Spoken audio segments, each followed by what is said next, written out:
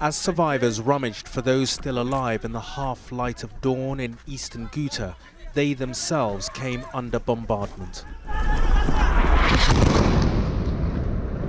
The cameraman, having been hurled to the ground, runs towards others who called him over.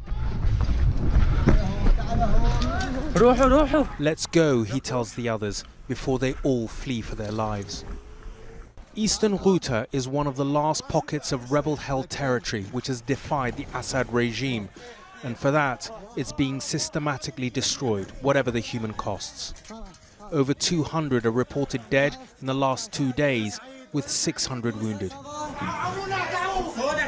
The wounded stream out of buildings still habitable before being rushed into ambulances. "Shut the door," the driver shouts.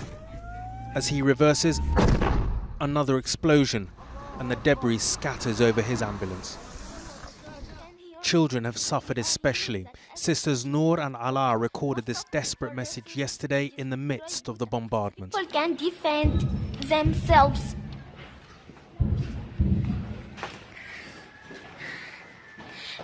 The children are in danger of being murdered. Save the children of Ghouta before it's too late.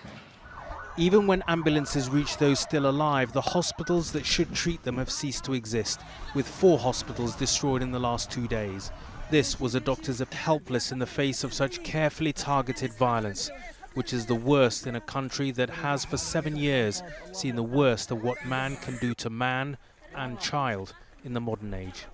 Raghi Oman, News at 10.